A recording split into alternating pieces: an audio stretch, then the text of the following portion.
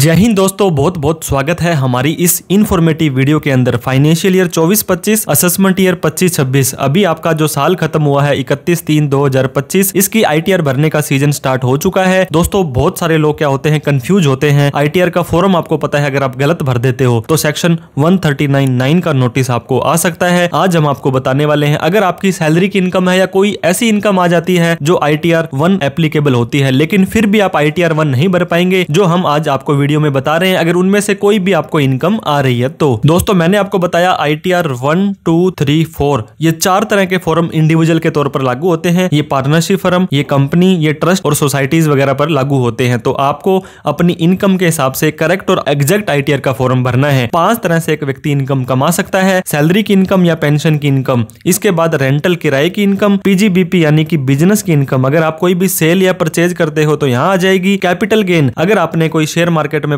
Income कमाई या आपने कोई भी प्रॉपर्टी वगैरह बेची तो यहाँ आ जाएगी। इन चारों में जो नहीं आती है वो इनकम फ्रॉम अदर सोर्स में आ जाती है। तो जैसा आपका ITR का दोस्तों फॉर्म भरना है, जैसी आपकी इनकम है उसके हिसाब से। अब इनकम के टाइप्स और बताना चाहूंगा मैं। 2 तरह से एक व्यक्ति इनकम कमाता है। एक नॉर्मल इनकम होती है जो स्लैब रेट के हिसाब से टैक्सेबल होती है, और एक स्पेशल रेट होती है जिनमें स्पेशल रेट लगता है। जैसे कि अब तो 10% वाला खत्म हो गया, 12.5%, 20%, 30%। तो इस तरह से 2 इनकम होती है। अगर आप एक सैलरीड पर्सन है और सैलरी की इनकम दोस्तों आप कमा रहे हैं तो ITR 1 का फॉर्म भर सकते हैं। लेकिन आपको जो इनकम आ रही है अदर देन सैलरी भी आ रही है तो आप दोस्तों इन एलिजिबल हो जाएंगे ITR 1 भरने के। तो ऐसी कौन कौन सी इनकम है जो आपको ITR 1 भरने के लिए मना करती है? सबसे पहले बात करेंगे शेयर मार्केट की। दोस्तों आजकल हर एक व्यक्ति एक्स्ट्रा कमाई करने के लिए, अपनी किस्मत आजमाने के लिए शेयर मार्केट में काम करता है। अगर लॉन्ग टर्म कैपिटल गेन आपने 1,25,000 से ज्यादा कमाया या लॉन्ग टर्म कैपिटल गेन में लॉस हो गया तो आप दोस्तों शॉर्ट टर्म कैपिटल गेन है, ऐसा कोई भी शेयर जो 12 महीने से पहले लेकर के बेच दिया या 12 महीने से ज्यादा रख करके बेचा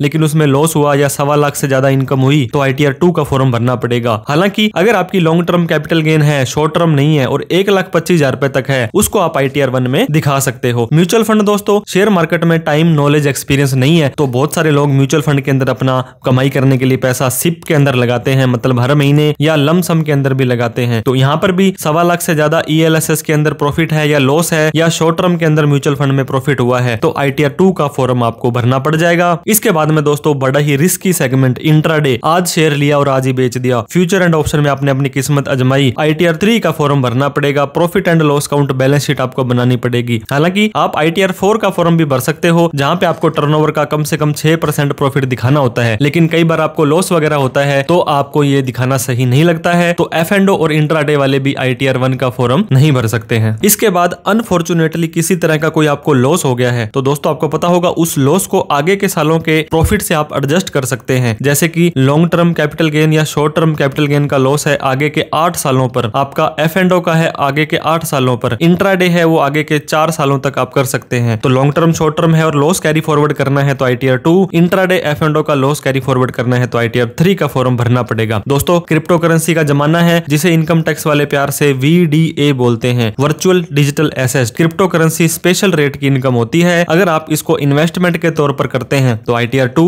अगर आप इसको ट्रेडिंग के तौर पर करते हैं तो ITR 3 का फॉर्म भरना सुनिश्चित करें। ऑनलाइन गेमिंग दोस्तों, अभी ड्रीम 11 वगैरह, आपने किसी तरह की कोई लॉटरी, किसी भी तरह का कोई स्पेशल इनकम कमाई, जैसे कि रम्मी सर्कल, ये जो भी है आपको पता ही होगा, बड़े बड़े जो हमारे जो स्टार्स हैं, जो हमारे दोस्तों हम जिनको रोल मॉडल मानते हैं, वो हमें कहते हैं कि इस तरह का सट्टा आप लगाओ, तो ये स्पेशल रेट की इनकम है। ITR 2 का फॉर्म आपको इस पे भरना पड़ेगा। बिजनेस की रिसीट, बहुत बार क्या होता है दोस्तों, सेक्शन 194C के अंदर, H के अंदर, J के अंदर, D के अंदर आपका TDS कट जाता है। TDS कट जाता है तो ऑनलाइन वो बिजनेस की रिसीट दिखाता है। बहुत बार पिछली बार डिपार्टमेंट ने अगर आपने बिजनेस की रिसीट को ITR 1 में दिखाया था तो डिफेक्टिव कर दी थी, लेकिन 100% केस में ऐसा नहीं हुआ था। दोस्तों आपकी सैलरी है और 2,000, 5,000, 10,000, 50,000 रुपए आपको कमीशन की इनकम आती है तो आप इसको अदर सोर्स के अंदर दिखा सकते हैं। लेकिन मैं आपको रेकमेंड करूंगा आप ध्यान देते रहें। इंटीमेशन अगर आपको डिफेक्टिव का आ गया है फिर आपको बिजनेस की ही ITR भरनी पड़ेगी, तो ये केस टू केस के ऊपर डिपेंड करने वाला है। अगर आपकी सारी की सारी इनकम तो है ITR 1 वाली, लेकिन आपकी इनकम 50 लाख से ज्यादा चली गई है तो भी आपको ITR 2 का फॉर्म ही भरना पड़ेगा। दोस्तों 87A की रिबेट जो आपको पता होगा, पिछली बार भी बहुत इसके अंदर प्रॉब्लम आई थी। अगर आप ओल्ड टैक्स रिजीम में जाते हो और आपकी नॉर्मल इनकम है। तो वैसे तो आपको 2.5 लाख के बाद टैक्स देना पड़ता है, लेकिन 2.5 से 5 का जो टैक्स बनता है 12,500 वो माफ हो जाएगा अगर आपकी इनकम 5 लाख रुपए तक है। और ये बात करें न्यू टैक्स रिजीम के अंदर, ये दोस्तों नॉर्मल इनकम अगर आपकी 7 लाख रुपए तक है तो वैसे तो 3 लाख तक टैक्स है, 3 से 7 पर जो टैक्स बनेगा 20,000 रुपए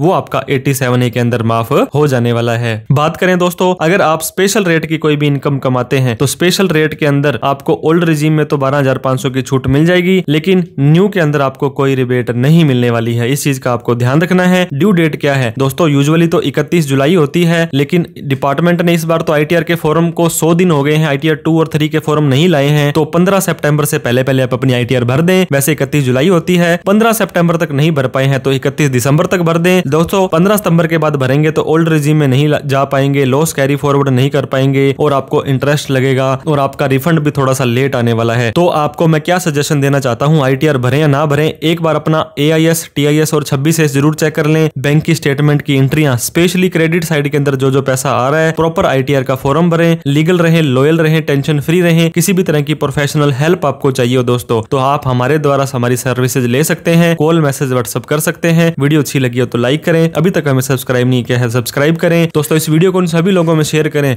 जो आईटीआर 1 का फॉर्म आंख बंद करके भर देते हैं लेकिन उनके आईटीआर डिफेक्टिव होने के चांसेस रहते हैं। कोई डाउट क्वेरी क्वेश्चन हो तो कमेंट करके आप हमसे पूछ सकते हैं। Thank you so much for watching this video. जय हिंद, जय भारत।